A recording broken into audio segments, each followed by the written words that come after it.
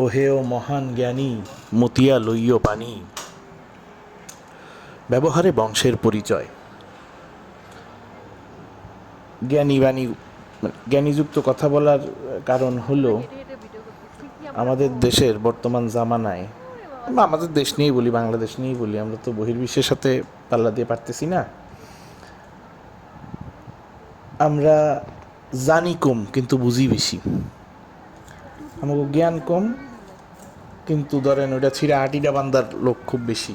সব জানি, ব্যাকগুণ জানি, সবগুলো মাস্টার, জিগাইলে আর পারি না, ওকাই চাই থাই।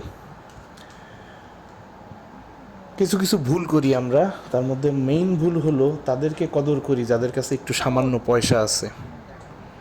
টিয়া, যারা একটু বেশি টিয়া কামাইছে, হোক হালাল হোক হারাম, যে উপায়ে হোক, ম্যাক্সিমাম লোক হারাম উপায় কামায়।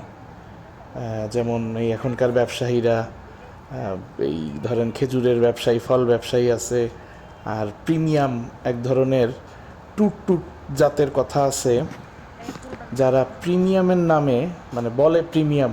ভাই, আল্লাহ আমাদের বানাইছে না পাক পানি দিয়ে, আমরা প্রিমিয়ামের কি বালটা বুঝি? আমরা কোন প্রিমিয়াম? আমরা কোন চ্যাটের প্রিমিয়াম? মুখটা তো খারাপ না করে ছাড়স না তোরা। কি এর প্রিমিয়াম দেখাস তোরা? এই যে যেই দাড়ি টুপি লাগাইয়া যে মোল্লাগিরি দেখা যে বেচস, প্রিমিয়াম খেজুর, প্রিমিয়াম ওই, তোর প্রিমিয়াম কইতে কইছে কেডা? তোরে আমারে আল্লাহ বানাইছে 2 ফোঁটা না পাক পানি দিয়ে, আর তোর প্রিমিয়াম কি এর রে?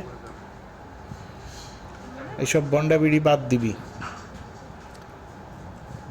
আর জীবদ্দশায় চেষ্টা করবেন 2টা আমল করার। ওই মাইন্ডসেটটা শুইনা পইরা যে 8 রাকাত নামাজ পড়বেন, 20 রাকাত নামাজ পড়বেন, 12 রাকাত পড়বেন, এডি না।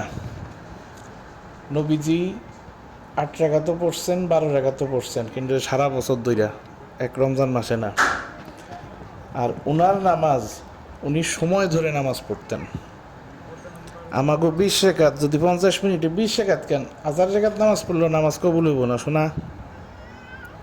তুমি 4 রাকাত নামাজ পড়ো, 3 ঘন্টা ধরে পড়ো, অনান এভারেজ চেষ্টা করবা 2.5 থেকে 3 ঘন্টা যেন হয়। এতে তুমি 20 রাকাত পড়ো, 4 রাকাত পড়ো, 50 রাকাত পড়ো, যে কয় রাকাত পড়ো, তাহলে তোমার তারাবি বলে গণ্য হবে। মসজিদের হুজুরদের জন্য বলি, ভাই এই ব্যবসাটা বাদ দেন। খতম তারাবি ওই আধা ঘন্টা 1 ঘন্টায় খতম তারাবি আল্লাহর হস্তে বাদ দেন। আর মানে মুনাফিকি তো করতে করতে কিছু বাদ নাই, এডি আর কইরেন না ভাই। আর ইফতারের টাইম হওয়ার সাথে সাথে ইফতারি করেন, দেরি করেন না, তাহলে আমাদের কল্যাণ বয়ে আসবে। মজুদকারীরা খুব সাবধান হয়ে যাও ভাইয়া।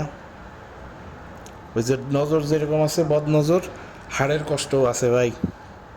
একজন রোজাদারের হাড়ের কষ্ট দিয়া তুমি মজুদ করে রাখবা, এটা হবে না। আল্লাহ আমাদের সকলকে বুঝদান করুক।